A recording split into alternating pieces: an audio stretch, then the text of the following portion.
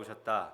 그리고 그는 성령에 이끌려 광야로 가셔서 40일 동안 악마에게 시험을 받으셨다. 그동안 아무것도 잡수시지 않아서 그 기간이 다하였을 때에는 시장하셨다. 악마가 예수께 말하였다. 내가 하나님의 아들이거든 이 돌더러 빵이 되라고 말해 보아라. 예수께서 악마에게 대답하셨다. 성경에 기록하기를 사람은 빵만 먹고 사는 것이 아니다 하였다.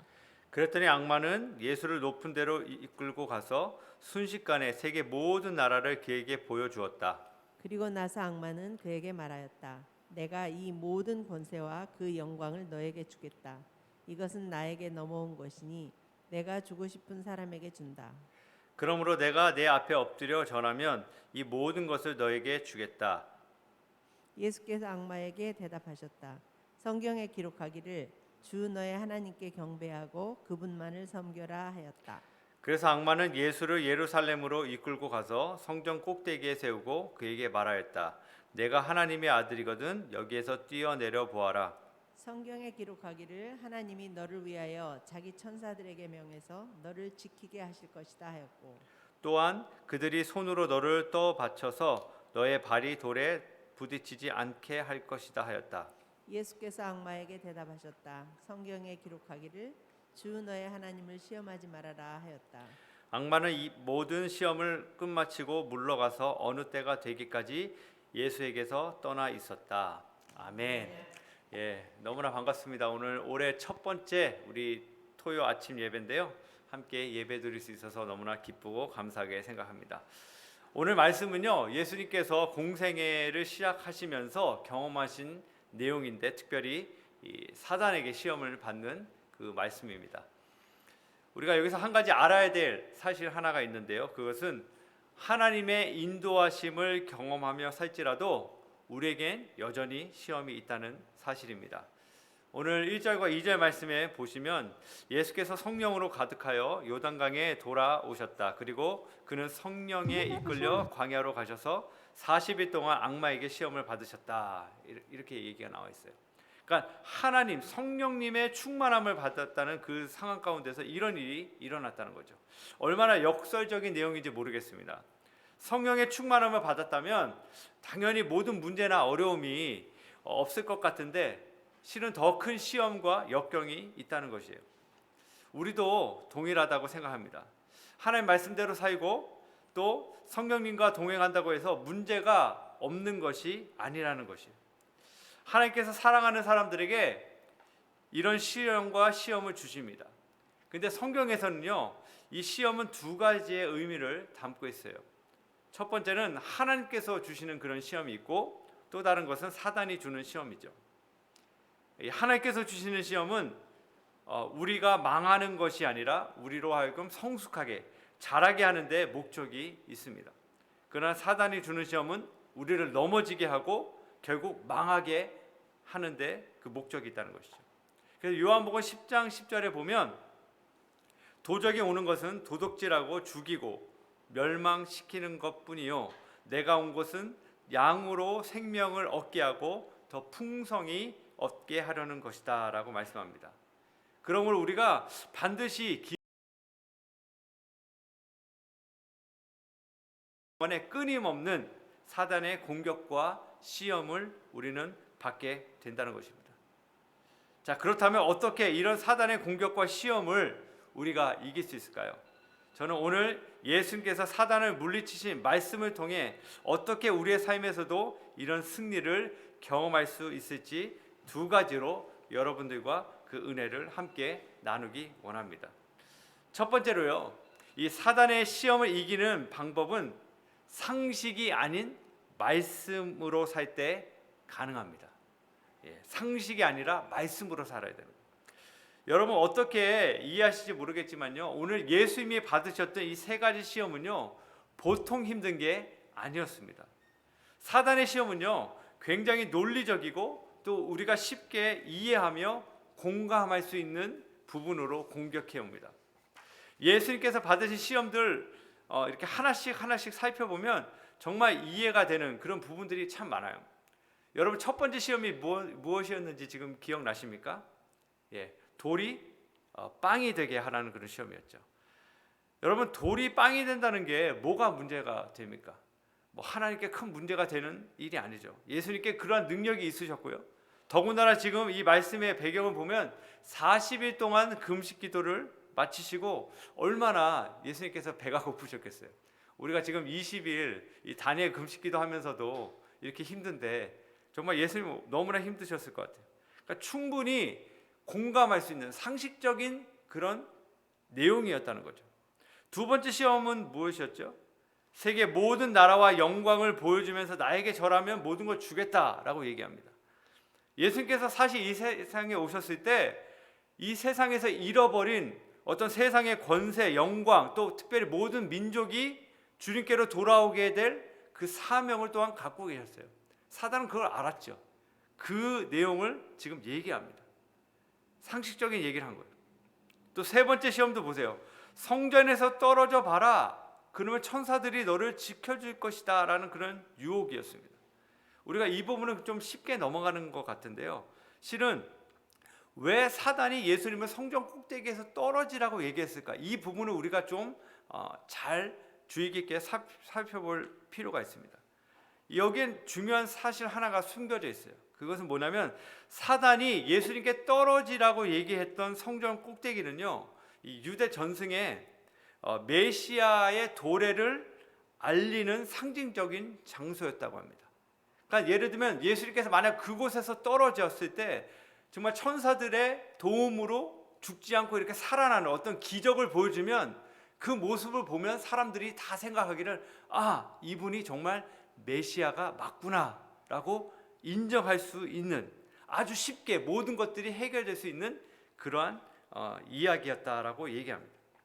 이런 상식적이고 충분히 납득이 될 만한 일들을 예수님은 어떻게 물리치십니까? 말씀으로 물리치셨다는 거예요. 세상은요, 상식을 따지고 이성적으로 생각하라고 말하는데 사실 우리 성도님들은요, 상식보다 말씀이 먼저임을 믿으시기를 바랍니다.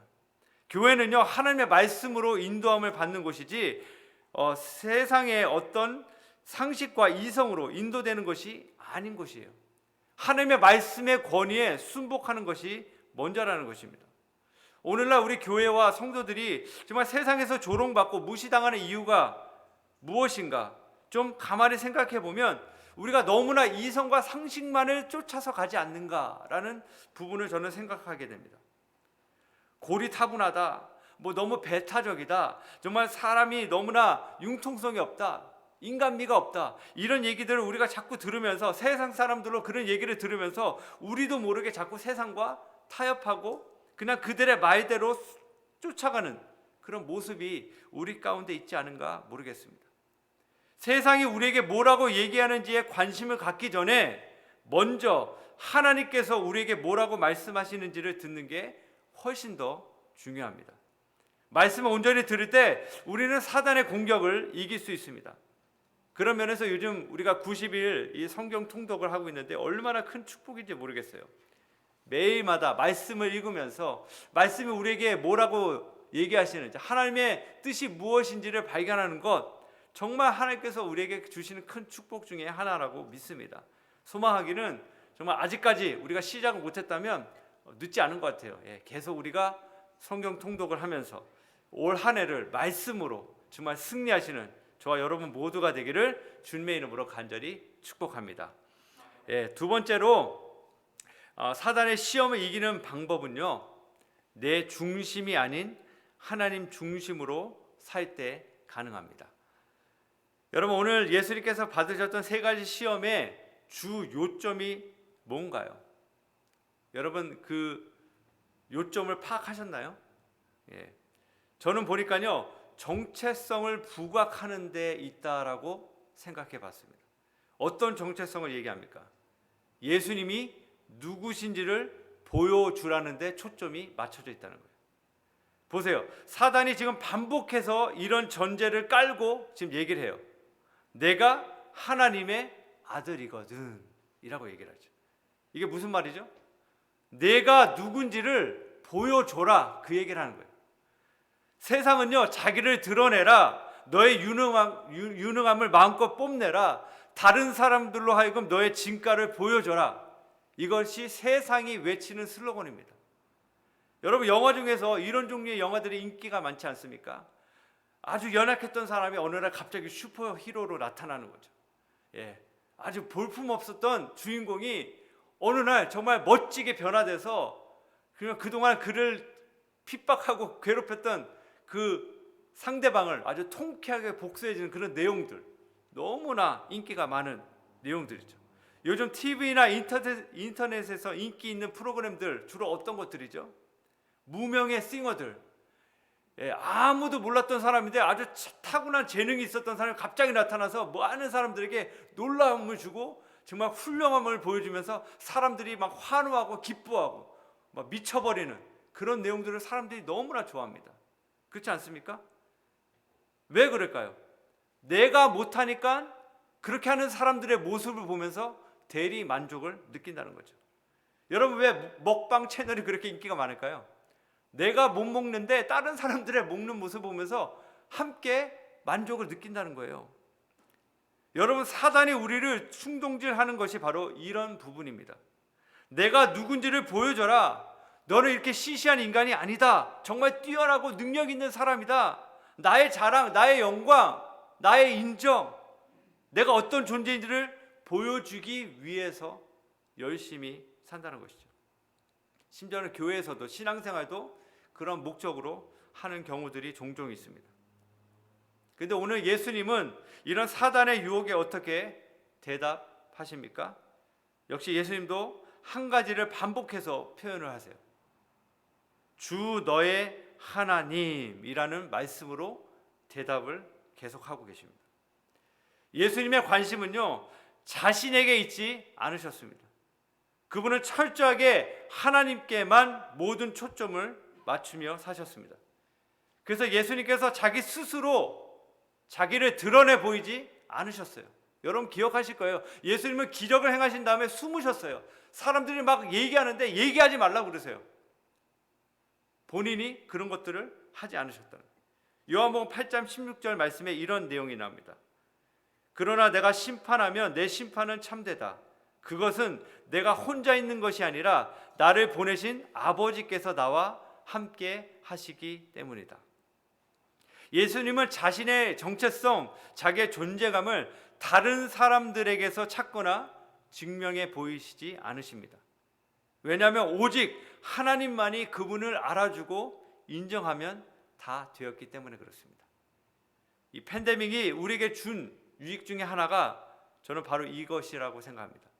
그동안 분주히 돌아다니면서 여러 다양한 사역들을 하는 가운데 알게 모르게 우리 자신이 사람들 앞에서 드러나고 자랑하고 싶어 했던 부분들이 참 많이 있지 않았나. 이런 부분들을 정말 이 팬데믹 기간에 우리 스스로 돌아보고 정말 주님 앞에서 하나님께 집중하는 그런 시간을 갖게 하는 것, 이것이 우리에게 주신 하나님의 유익이 아닌가라고 생각하게 됩니다. 사랑하는 성도 여러분, 사단은 지금도 열심히 시험하고 일하고 있습니다. 베드로전서 5장 8절에 이런 말씀이 있어요. 근신하라, 깨어라. 너희 대적 마귀가 우는 사자같이 두루 다니며 삼킬 자를 찾나니 라고 얘기합니다. 사단은요, 지금도 두루 다니면서 넘어뜨리고 쓰러지게 한다는 것이에요. 믿는 사람들을 찾아다니고 있어요. 믿지 않는 사람들이 아니라 열심히 하나님을 찾고 신앙을 지키고 믿음을 지키려고 몸부림치는 그 사람들을 지금 찾아다니면서 삼키려고 한다는 것이죠. 이럴 때 우리가 어떻게 해야 합니까? 야고보서 4장 7절 말씀에 이렇게 나옵니다. 그런즉 너희는 하나님께 순복할지어다. 마귀를 대적하라. 그리하면 너희를 피하리라.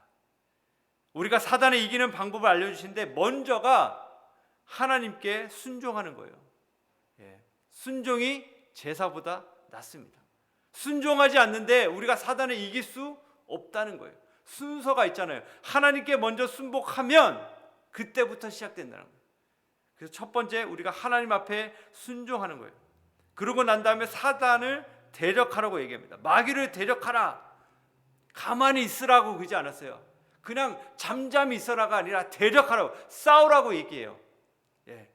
어떻게 싸워야 됩니까? 오늘 예수님이 그 방법을 알려주신 거죠. 첫 번째, 상식으로 살지 않고 말씀으로 싸운다는 거. 말씀으로.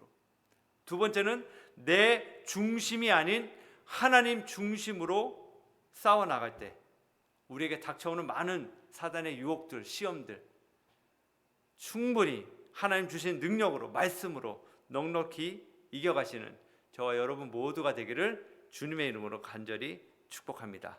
우리 다 같이 기도하도록 하겠습니다.